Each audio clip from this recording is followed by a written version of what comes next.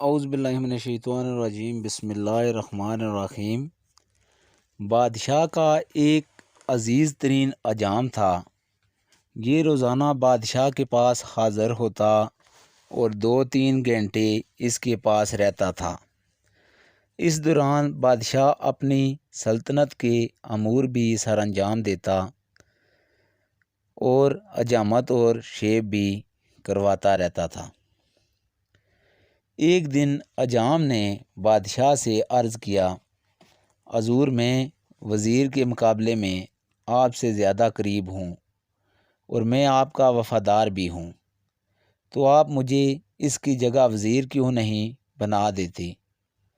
بادشاہ مسکرایا اور اس سے جواب میں کہا، میں تمہیں وزیر بنانے کے لیے تیار ہوں، لیکن تمہیں اس سے پہلے ایک ٹیسٹ دینا ہوگا۔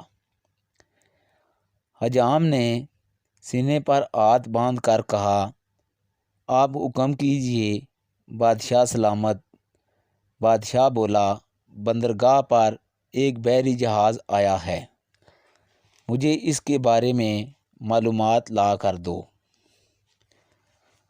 حجام حکم کی تعمیل کرتے ہوئے دوڑ کر بندرگاہ پر گیا اور واپس آ کر بولا، جی بادشاہ سلامت، جہاز وہاں کھڑا ہے۔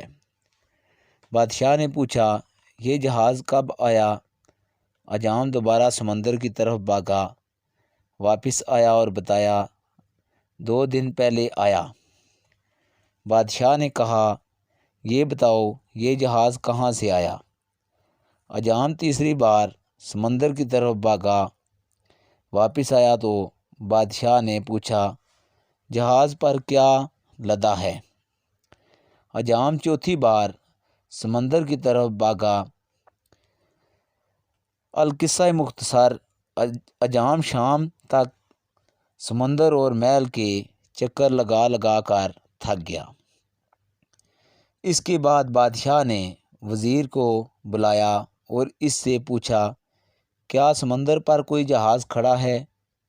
وزیر نے ہاتھ باندھ کر عرض کیا، جناب 2 دن پہلے ایک تجارتی جہاز اٹلی سے ہماری بندرگاہ پر آیا تھا، اس میں جانور خوراک اور کپڑا لدا ہے، اس کے کپتان کا نام یہ ہے، یہ 6 ماہ میں یہاں پہنچا، یہ 4 دن مزید یہاں ٹھہرے گا، یہاں سے ایران جائے گا اور وہاں 1 ماہ رکے گا، اور اس میں 209 لوگ سوار ہیں، اور میرا مشورہ ہے ہمیں بحری جہازوں پر ٹیکس بڑھا دینا چاہیے۔